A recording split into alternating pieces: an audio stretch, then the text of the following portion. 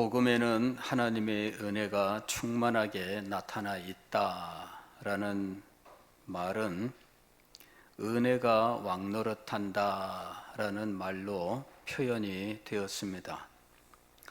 로마서 5장 20절에서 은혜가 왕노릇한다 이렇게 말씀하였는데, 은혜의 왕노릇은 하나님께서 우리를 구원하실 때 순전히 하나님의 주권으로 우리를 구원하셨는데, 이 전 과정을 표현하는 말이 은혜의 왕노릇이라고 하는 것입니다.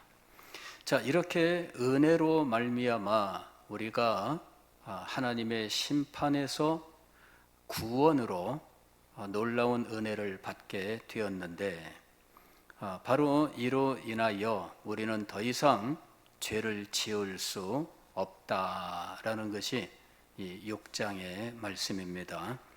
우리는 죄에 대하여 죽었으므로 죄 가운데 살 수 없다 하는 것입니다.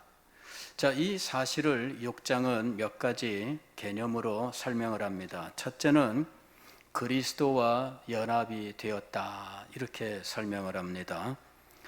3절로 6절까지 해서 그리스도와 연합하여 우리는 죽었고 또 그리스도와 연합하여 살아났다 이렇게 이야기를 합니다.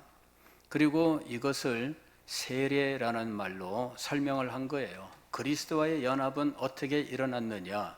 세례를 통해서 일어났다 이렇게 이야기합니다. 그리스도와 함께 세례를 받음으로 주 그리스도의 죽으심과 합하여 세례를 받고 그리스도의 살아나심과 합하여 세례를 받았다 이렇게 이야기를 해요. 여기에 세례를 받았다라는 말은 믿음과 연결된 말입니다. 왜냐하면 세례라고 하는 것은 믿음을 인치는 의식이기 때문입니다. 이 사람이 믿음이 있다 그러면은 그 믿음을 증명하는 것이고요. 그 믿음의 증명은 고백으로 이루어져 있는데, 이 고백하는 자에게 세례를 주어서 그의 믿음을 인치는 거예요. 이것이 세례라고 하는 것이죠. 그래서 초대교회 때부터 이 세례를 굉장히 중요하게 여겼는데, 단순히 세례를 베푸는 것이 아니라 세례를 받기 위해서는 믿음을 고백해야 했던 겁니다. 그래서 예수님께서 요단강에서 세례를 주실 때와 제자들이 교회를 이루어서 세례를 줄 때는 사실은 그게 좀 달랐어요. 요단강에서 세례를 줄 때에는 물론 죄를 회개하고 나오는 자들에게 세례를 준 것이지만, 교회를 이루고 그 세례를 주었을 때에는 그리스도에 대한 분명한 믿음을 고백해야 했다라고 하는 것이죠. 그리스도에 대한 믿음의 고백은 그냥 간단한 몇 마디 말로 이루어져 있지 않습니다. 즉, 내가 예수님을 믿습니다, 이 한마디 말로 이루어져 있지 않아요. 예수 그리스도를 믿습니다라고 고백하기 전에 온전한 신앙의 내용이 있습니다. 온전한 신앙의 내용이 있고, 그 온전한 신앙의 내용 속에 예수 그리스도를 믿습니다라는 말이 들어있는 거예요. 초대교회가 신앙을 고백할 때 사용했었던 이 세례문, 이것이 우리가 오늘 고백하는 사도신경이라고 하는 거예요. 사도신경은 믿음의 내용을 몇 가지로 정리하고 있습니다. 첫째는 천지 만물을 창조하신 창조주 하나님을 믿습니다. 두 번째는 그 외아들 우리 주 예수 그리스도를 믿습니다. 그 예수 그리스도는 성령으로 잉태하사 동정녀 마리아에게 나시고 본디오 필라도에게 고난을 받으사 십자가에 못 박혀 죽으시고 장생된 지 사흘 만에 다시 살아 하늘로 올라가셨고 심판주로서 다시 오실 것입니다. 이렇게 그리스도에 대한 내용을 고백을 하게 돼 있어요. 그 다음에 세 번째로 고백한 것은 성령을 믿사오며, 네 번째로 고백하는 것은 이 거룩한 공회, 교회를 믿습니다. 그 다음에 다섯 번째는 성도의 교제를 믿습니다. 그 여섯 번째는 이 성도의 교제와 그 다음에 다시 사는 것과 영생을 믿습니다. 이렇게 신앙 고백 속에 이미 우리가 믿어야 할 내용들을 정리해서 이 내용들을 고백하게 한 거죠. 내가 이것을 믿습니다. 이렇게 고백하게 한 거예요. 이 믿음의 고백, 이것이 바로 우리가 알아야 될 진리의 내용이 되는 거죠. 처음에는 이렇게 단순하게 고백을 했어요. 그러나 세월이 흐르면서 이렇게 단순하게 고백했던 내용들에 대하여 이단들이 생기는 거죠. 이단들이 생기면서 이단을 분별하고 이 이단들의 도전에 의하여 분명하게 고백의 내용들을 더 분명하게 해야 되는 필요가 생기는 거예요. 그래서 이 하나님에 대하여 또 예수 그리스도에 대하여 성령에 대하여 교회에 대하여 이 고백할 내용들이 점점 더 풍성하게 된 거예요. 그렇게 해서 세례를 받을 때 고백해야 되는 믿음의 내용이 점점 더 세분화되고 구체화되고 양이 많아지게 된 겁니다. 이런 것들을 세례받기 전에 한번 다 종합적으로 가르치고 그 사실들을 확실하게 믿느냐 하는 사실을 확인하고 세례를 주었던 거죠. 즉 세례는 그의 믿음에 대하여 인치는 도장을 찍어서 확실하게 하는 의식이었다라는 것입니다. 세례를 받음으로, 이 말은 믿음으로라는 말과 이제 통하는 말입니다. 그런데 이 믿음이 청교도 시대에 와서는 단순히 입으로 고백하는 것으로는 충분치 않다라고 하는 사실을 이제 가르치기 시작을 했습니다. 이것을 아주 힘써 가르친 시대가 청교도 시대예요. 단지 입술의 고백이 아니라 그 사실을 진정으로 그가 진리 체험을 했느냐라고 하는 것이죠. 고백하는 그 진리를 체험했느냐라고 하는 거예요. 이 진리 체험을 확인하고자 한 거죠. 그래서 사실은 단순하게 가르친 내용을 외워서 진술하는 것이 아니라 이제는 그것이 내 마음속에서 진정으로 믿어지는 이 일이 일어났느냐 하는 것을 확인한 거예요. 그래서 세례를 받기 전에 아주 이 사람에게 먼저 신앙 고백을 받습니다. 글로 쓴 신앙 고백문을 받고 신앙 고백문을 검토한 다음에 이것을 가지고 당회 앞에서 이 세례받는 사람이 이제 있으면 하나하나 질문을 하고 이 사람이 구슬로 이제 대답을 하게 한 거죠.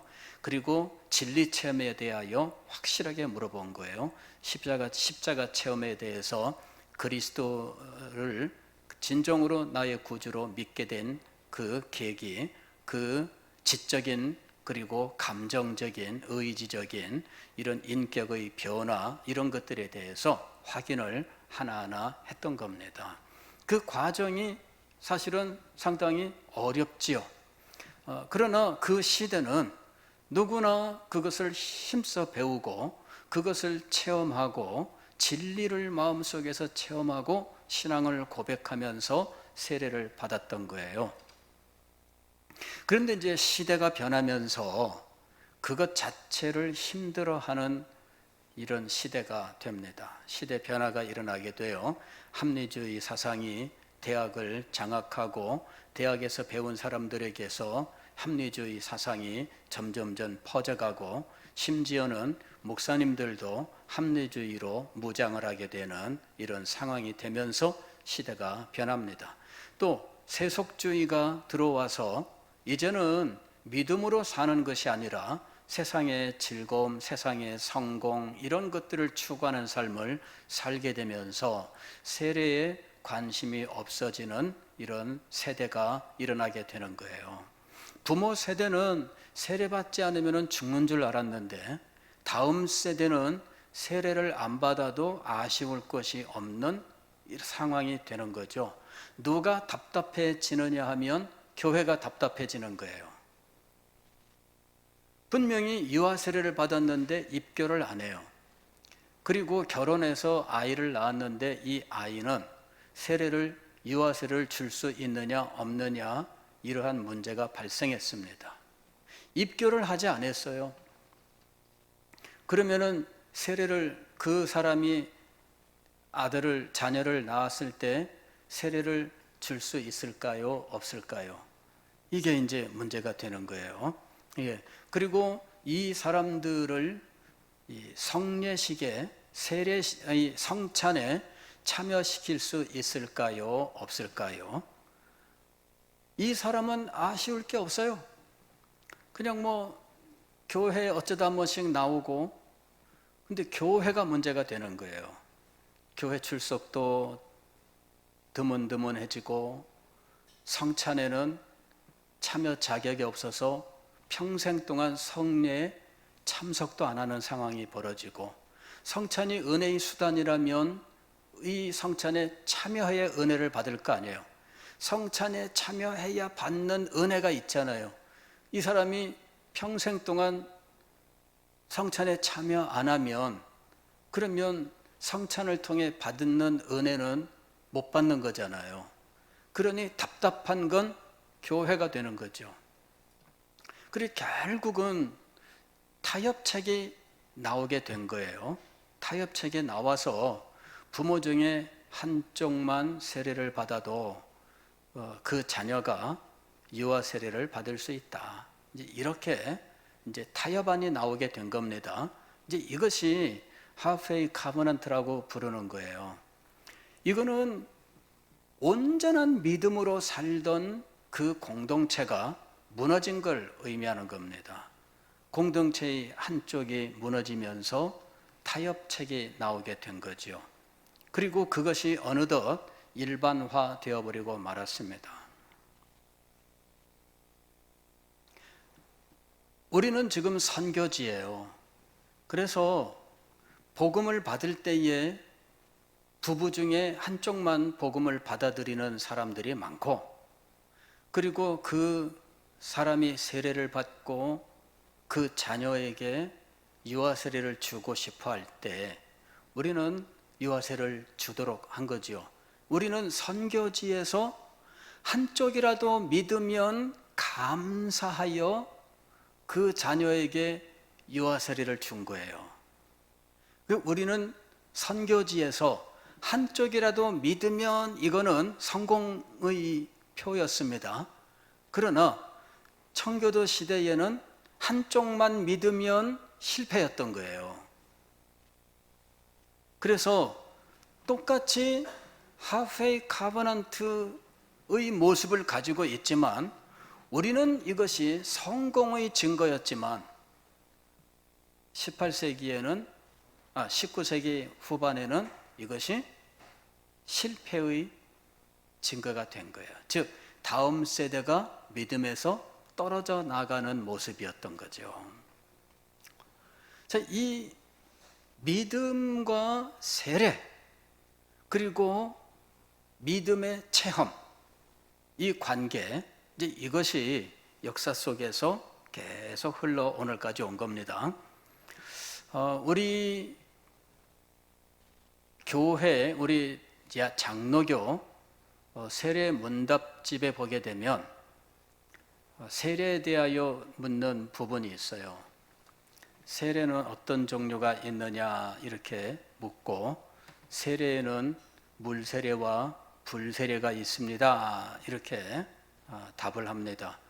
즉 옛날부터 우리는 세례를 두 가지로 구분해서 가르쳤어요. 하나는 물세례를 가르쳤고 하나는 불세례를 가르친 거예요. 그러면 물세례와 불세례는 뭐냐? 물세례는 의식으로서 주는 이 신앙의 고백에 대한 의식으로 행하는 것이 물세례입니다. 그럼 불세례는 뭐냐? 이 불세례는 성령의 역사로 그 속에 복음의 진리를 깨닫게 되는 체험을 말하는 거죠. 이게 불세례입니다. 그리고 이 불세례의 핵심, 복음의 진리를 깨닫는 이 핵심은 회심 현상으로 나타나는 겁니다. 회심 현상, 즉 자신의 죄를 깊이 깨닫고 그 죄를 뉘우치고 또 슬퍼하면서 죄를 떠나기를 소망하는데 그 죄 가운데에서 깊이 절망하는 이와 같은 일이 있어요. 그리고 그가 들은 바 복음의 진리, 즉 십자가의 진리를 그가 의지하여 예수 그리스도를 자신의 구주로 영접하고 그 구원의 은총을 기뻐하는 믿음의 자리로 나가게 돼요. 이것이 회심입니다. 즉 청교도들이 확인했었던 진리 체험은 회심 체험이었어요. 그리고 우리 대한예수교 장로회가 가르쳤던 이 불세례가 바로 이 회심 체험이었던 거죠. 그런데 오늘날은 이 회심 체험을 사실은 확인하지 않는 이런 상황이 되어버리고 말았다라고 하는 것입니다. 이제 일단 우리는 아이들을 그냥 교회에 데리고 오는 것에 급급한 상황이 되었어요. 이 아이들에게 복음 진리를 제대로 가르치는 것과 이 아이들이 이 진리를 마음속에서 깨닫는 이 진리 체험, 그리고 자신의 죄를 이 진리 앞에서 깨닫고 예수 그리스도를 자신의 구주로 영접하고 의지하고 신뢰하게 되고 이 그리스도로 말미암은 구원을 주신 하나님께 감사하고 감격하여 하나님을 위해서 평생을 살기로 결심하게 되는 이러한 일들이 일어나게 하는 이 목표를 끝까지 붙들고 있지 못한다라는 것이죠.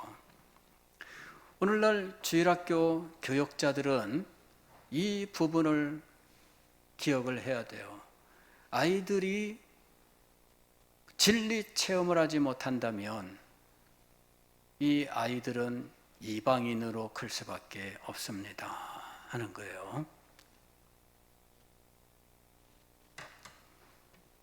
교사들도 마찬가지예요. 교사들도 아이들에게 진리를 가르치고 진리 체험이 일어나도록, 즉 이 아이들이 불세례를 받을 수 있도록 기도하고 가르쳐야 돼요. 그 부분에서 능력을 얻어야 돼요. 즉 가르침의 능력을 얻어야 돼요.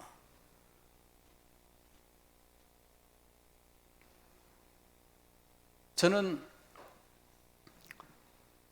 신학교에 가는 사람들에게 확인하는 것이 무엇이냐면은 가르침의 은사가 있는가라는 거예요. 가르침의 은사가 있는가. 몇 사람이 뜨겁고 교회 막 열심히 섬기고 섬김이 재미있어서 신학교 가는 사람들이 있어요. 근데 저는 반대입니다. 몇 사람 제가 반대를 했어요. 근데 기준은 뭐냐? 그런저런 마음도 좋고 다 좋아요. 그런데 가르침의 은사가 있는가라는 거예요.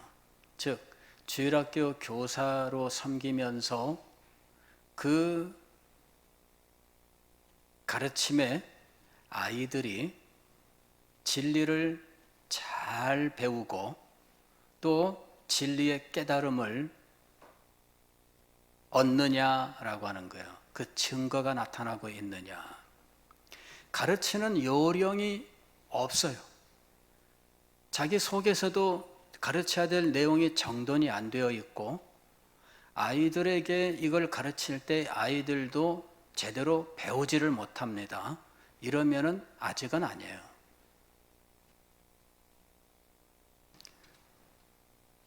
신학교에 가서 목사가 될 사람들은 가르칠 줄 알아야 돼요. 가르칠 줄. 설교는 무엇으로 이루어져 있느냐? 가르침으로 이루어져 있는 거예요. 설교에 가르침이 없으면 설교가 아니에요. 그래서 체계적으로 잘 가르칠 수 있느냐, 그리고 그 가르침에 하나님의 은혜가 있느냐 하는 거죠. 즉 배우는 사람은 잘 깨닫고 그리고 그 배운 바 마음에 감화가 있느냐 이거예요. 이게 중요한 겁니다. 이것이 일어나야 돼요. 주일학교 교사들은 떡볶이를 잘 사주는 사람이 최고가 아닙니다. 요새는 떡볶이 먹으러 가는 걸 굉장히 잘하는 교사들이 잘하는 교사처럼 생각하는 일들이 있어요. 그렇지 않습니다, 여러분. 잘 가르치는 교사가 진짜 교사예요. 그래서 잘 가르칠 수 있기를 위해서 기도하고 노력을 해야 돼요. 잘 가르치는 것을 위해서 노력하지 않으면 교사인 제대로 못하는 거예요. 과거에 제가 처음 교사가 됐을 때 제가 경험한 일이 있습니다. 제가 이제 처음 교사가 됐을 때 중학교 3학년을 제가 이제 담임을 맡게 됐어요.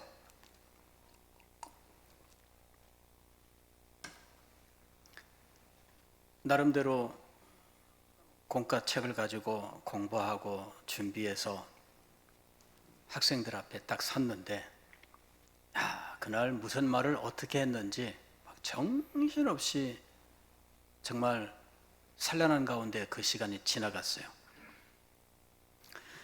마음이 얼마나 안 좋은지 그런 거 있잖아요. 썰렁하고 막 하나 괴롭고 막 이런.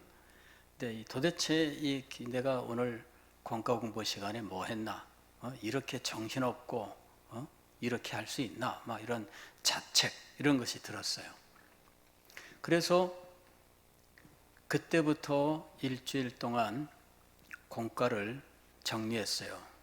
노트에다가 다 정리하고 그 다음에 주일 새벽에는 일어나서 기도하고 그 교재 정리해 놓은 거를 노트를 소리내서 읽고 혼자서 제가 공과 공부를 시연한 거예요. 혼자 연습을 한 거죠. 그리고 갔어요. 3개월 동안을 제가 혼자서 강의를 연습하고 그리고 갔어요. 3개월 동안 그렇게 하니까 그 다음에는 틀이 잡히더라고. 그래서 공과를 노트에다가 다 정리하고 그 다음에 시연하고 틀이 잡힌 다음에는 혼자서 시연은 안 하지만 노트 작성을 하고, 즉 교환 작성이죠.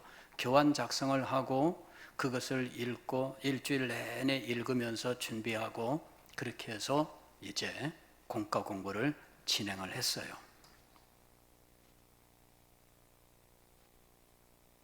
그러니까 자신 있어요. 학생들하고 아이 컨택을 하면서 아주 내용들은 머릿속에 다 있기 때문에 자, 이제 대화하면서 자신 있게 할 수 있게 된 거죠. 그런데 참 감사한 것은 그것이 나중에 제가 목회자가 되어서 설교할 때 저한테 큰 힘이 된 거죠. 지금도 저는 설교 원고 없이 설교합니다. 물론 10년 동안은 원고를 썼어요. 저도 목회 처음 10년 동안은 원고를 다 썼습니다. 전도사 때부터 목사 12년 차까지도 제가 설교 원고를 썼어요. 그런데 서대신교회에 와서부터는 설교 원고를 안 썼습니다. 왜?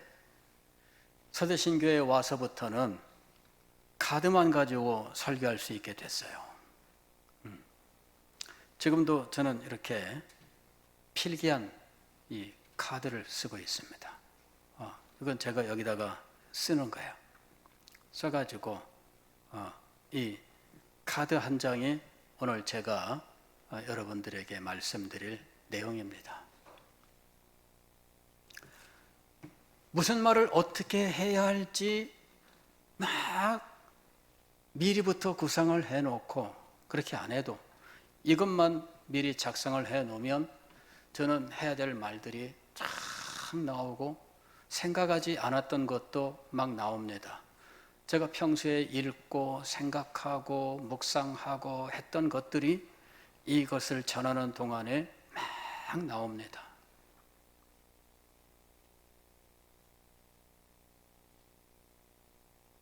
이 가르침의 은혜가 있어야 돼요. 가르침의 은혜가. 그래서 이 카드 한 장을 가지고 제가 이제 진행하는 거에 따라서 5분 설교를 해야 될 것 같으면 5분 만에 다 말할 수 있습니다. 1시간 말해야 된다 작정하면 1시간 동안 말할 수 있습니다. 3시간을 말해야 된다 하면은 3시간을 말할 수 있습니다. 이 내용을 가지고. 수련회 가게 되면 3시간을 설교합니다. 과거에 우리 청년들 수련회 가서 3시간 설교를 했습니다. 평균 3시간 이렇게 설교를, 3시간 넘게 설교를 했어요. 한 번은 2시간 반 설교했더니 다음날 아침 식사할 때 청년이 묻습니다. 목사님, 저희가 뭐 잘못했나요? 그러는 거예요. 뭐 잘못 안 했는데, 그랬더니 목사님 근데 어제 설교를 짧게 하셔서 저희가 뭐 잘못했는 줄로 생각했습니다. 이러는 거예요. 그래가지고 어제 잘못해서 짧게 한 게 아니고 말씀은 그렇게밖에 인도 안 하시기 때문에 거기서 끝난 거다. 그랬더니 저희는 잘못한 줄 생각하고 그랬습니다. 그래가지고 그날 낮에 엎드려 기도했잖아요. 주님, 2시간 반 설교했는데 왜 저희가 잘못했냐고 와서 묻습니다. 이거 어떻게 해야 됩니까? 그러면서 그날 하루 종일 기도했잖아요.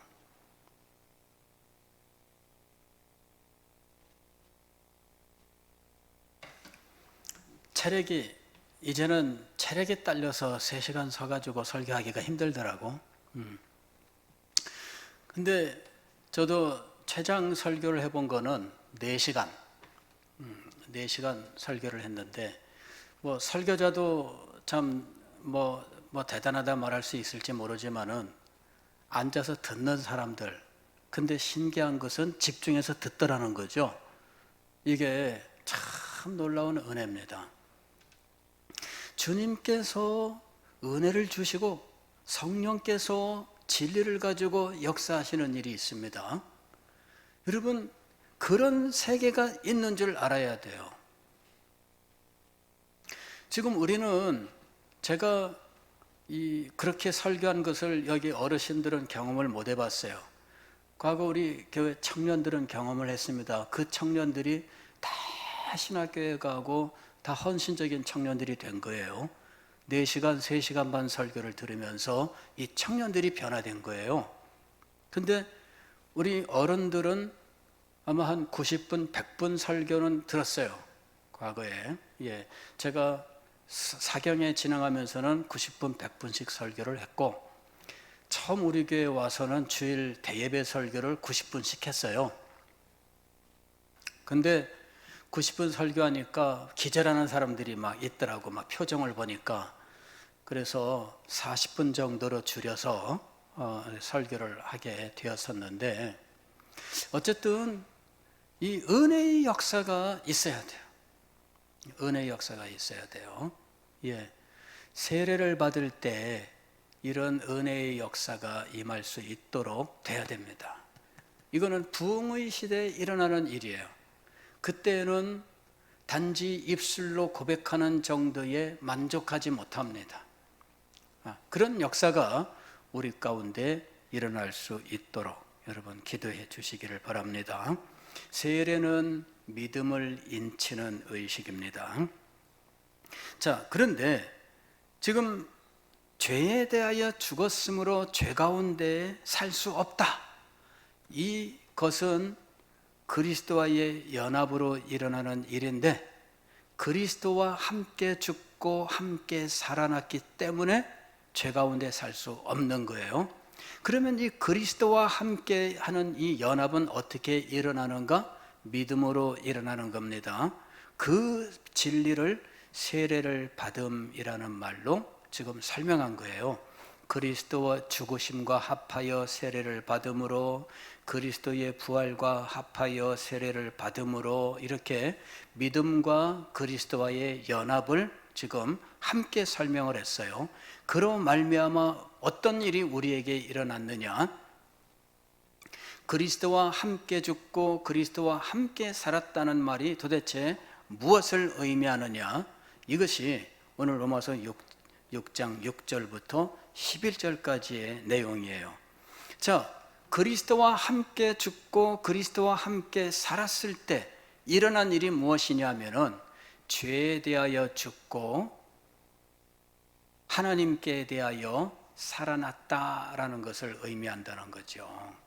이게 6절부터 11절까지의 내용이에요. 자, 우리가 세례를 받는다라는 말은 믿는다라는 말입니다. 그리고 믿음으로 말미암아 그리스도와 연합하게 되었다라는 것입니다. 세례를 받을 때 그리스도와 연합하여 함께 죽습니다. 그리스도와 함께 다시 살아납니다.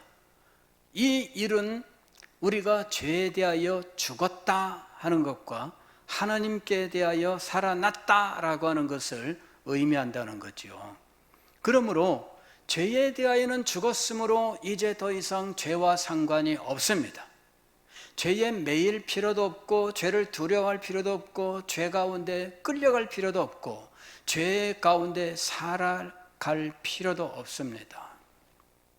하나님께 대하여 살아났다라는 말은 과거에 우리의 옛사람이 살아있을 때와 정반대의 상황입니다. 옛사람이 살아있을 때에는 하나님께 대하여 죽었어요. 즉 하나님과 상관이 없었어요. 그러나 하나님께 대하여 살아났습니다. 어떻게? 믿음으로 말미암아 그리스도와 연합하여 그리스도의 십자가의 죽으심에 참여하고 그리스도의 부활에 함께함으로 우리는 하나님께 대하여 살아난 거예요. 하나님께 대하여 살아난 사람은 이제는 더 이상 죄와 상관이 없는 거지요. 6절부터 11절까지는 이 사실을 말씀하고 있는 겁니다. 한번 보겠습니다. 6절, 우리가 알거니와, 이미 잘 알고 있는 사실로 이야기합니다. 우리의 옛사람이, 즉 아담과 연합되어 있던 이 옛날 그 옛사람이 예수와 함께 십자가에 못 박힌 것은 죄의 몸이 죽어 다시는 우리가 죄에게 종노릇하지 아니하려 함이니. 그리스도와 함께 죽었습니다. 그때 그리스도와 함께 죽은 것은 누구냐? 십자가에 못 박힌 것은 예수 그리스도예요. 그런데 우리가 그리스도와 연합될 때 그 십자가에 우리도 못 박혀요. 그런데 십자가에 못 박힌 우리는 누구였느냐 하면 우리의 옛사람이 못 박힌 거예요. 우리의 옛사람이 십자가에 못 박혀서 그 옛사람과 함께하는 죄의 몸, 이것이 죽어버렸다는 거죠. 그래서 이제는 죄에게 종노릇하지 않아도 돼요. 왜? 죽었으니까. 죽었으니까 죄가 더 이상 역사할 수 없어요. 이게 그리스도의 십자가에서 연합한 우리에게 일어난 일입니다. 그래서 우리가 죄에서 벗어난 거예요. 7절 보면 이는 죽은 자가 죄에서 벗어나 의롭다 하심을 얻었습니다. 8절에서 이제는 그리스도와 함께 살아남에 대해서 이야기합니다. 만일 우리가 그리스도와 함께 죽었으면 또한 그와 함께 살 줄을 믿노니. 그리스도와 함께 죽은 자는 그리스도와 함께 살아날 줄을 믿는다, 이렇게 이야기합니다. 9절 보면은 그리스도는 부활하셨어요. 이는 그리스도께서 죽은 자 가운데서 살아나셨음에 다시 죽지 아니하시고 사망이 다시 그를 주장하지 못할 줄을 알미로라. 그러므로 우리도 그리스도와 함께 다시 살아 사망이 주장하지 못하는 생명의 존재가 된 거예요. 10절, 그가 죽으심은 죄에 대하여 단번에 죽으심이요 그가 살아계심은 하나님께 대하여 살아계심이니. 이게 그리스도에게 일어난 일입니다. 그리고 그리스도와 연합된 우리에게 동일한 일이 일어난 거예요. 11절, 그러므로 이와 같이 너희도 너희 자신을 죄에 대하여는 죽은 자요 그리스도 예수 안에서 하나님께 대하여는 살아있는 자로 여길지어다. 이 사실을 분명히 알고 이 사실을 자기에게 분명하게 가르치면서 이 사실을 마음속에 새기면서 확실하게 이 진리 위에 서 있어라, 이 말입니다. 여기 여길지어다 라는 말은 우리의 정신세계 속에서 그 사실을 확실하게 하고 그 위에 서 있어라 하는 말입니다. 죄에 대하여는 죽고 하나님께 대하여는 살아났다, 이걸 자기 마음속에 확고하게 하라는 이야기예요. 이것을 확고하게 세운다면 더 이상 죄에 살 수가 없습니다. 지금 그리스도에게 일어난 일이 무엇입니까? 그리스도에게 일어난 일은 죄에 대하여 죽은 일입니다. 여기 10절 말씀 보면 뭐라고 되어 있냐 하면은 그가 죽으심은 죄에 대하여 단번에 죽으심이요, 이렇게 되어 있어요. 그가 죽으심은, 즉 그리스도의 죽으심은 죄에 대하여 단번에 죽으심이요. 여기 단번에라는 말은 영어로는 once for all 이라는 말입니다. once for all. once for all 이란 말은 무슨 의미냐 하면은 단번에 그리고 모두 이런 말입니다. 즉 한꺼번에 모든 것이 다라는 의미예요. 이게 단번에입니다. 그리스도의 십자가 위에서 그리스도가 죽으셨을 때 그리스도의 이 죽으심은 죄에 대하여 죽으심인데 한꺼번에 완전히 영원토록 죽었다는 이야기입니다. 이게 once for all이에요. once for all. 이게 히브리서에서 이 once for all이 반복됩니다. 그리스도가 우리의 죄를 단번에 담당하신 거예요. 이 말은 뭐냐면은 한 번에 영원토록 완전하게 모두 다, 이 말입니다.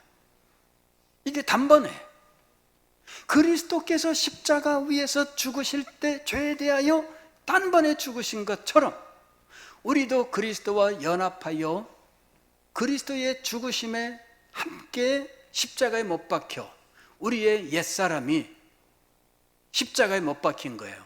그러면서 죄의 몸이 죽어버렸는데 죄에 대하여 단번에 죽어버린 겁니다.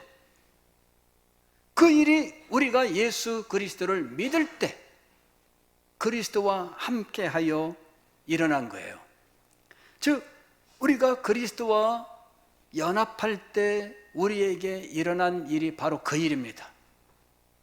우리가 예수님을 믿을 때 그리스도와 연합하게 되었고 그리스도와 연합하게 되었을 때 우리에게 일어난 일, 죄에 대하여 단번에 죽어버렸다, 이 일이 일어난 거예요.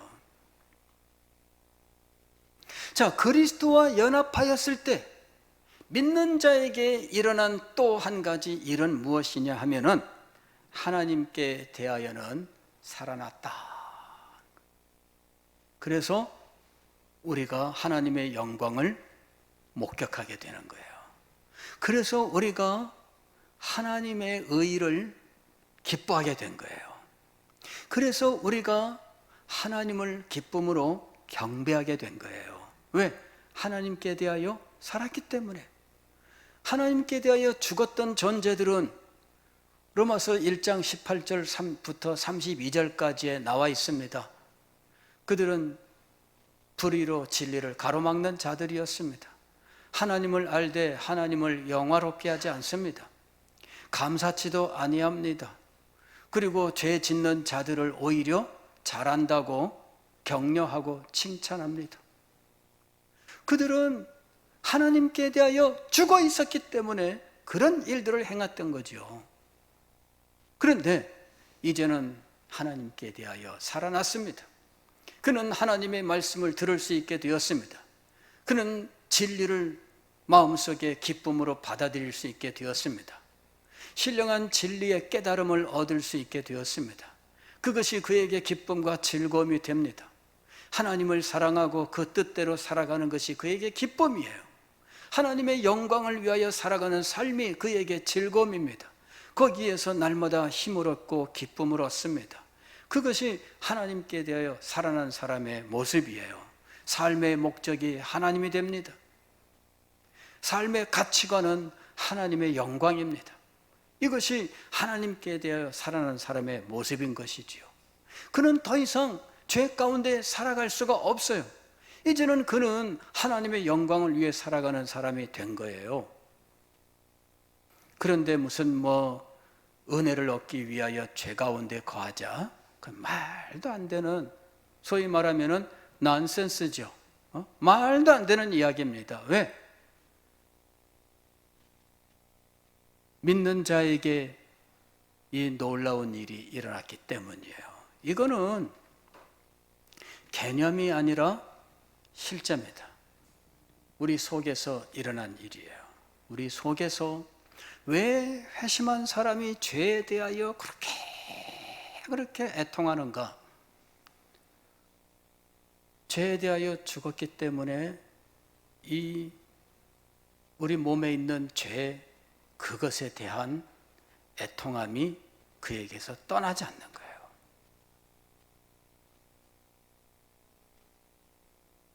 왜 그에게 하나님께 대한 감사와 감격과 하나님을 위해 살고 싶은 마음이 막 솟아나는가?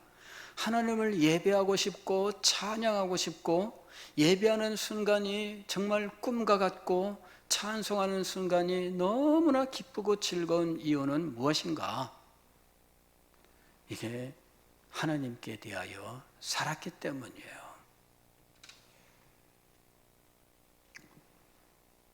여러분, 우리가 이 하나님께 대하여 살아난 이 생명의 삶이 우리에게서 늘 넘쳐나야 돼요. 이것이 없이 늘 낙심하고 실망하고 우울하고 그렇게 살면 안 돼요. 하나님께 대하여 살아난 이 생명이 우리에게 있느냐, 이것을 잃지 않아야 돼요. 이것을 잃어버리는 것을 우리는 영적 침체라고 부르는 거예요. 이 영적 침체에서 벗어나서 하나님께 대하여 살아난 이 생명을 누리는 이 삶을 살 수 있어야 된다라는 거 하는 것입니다. 이것이 우리에게 일어난 거예요. 이것이 우리에게 주어진 축복인 것입니다. 이 복된 자리를 잃지 아니하고 생명의 은혜 속에 살아가는 여러분이 되시기를 주의 이름으로 축원합니다. 기도하겠습니다.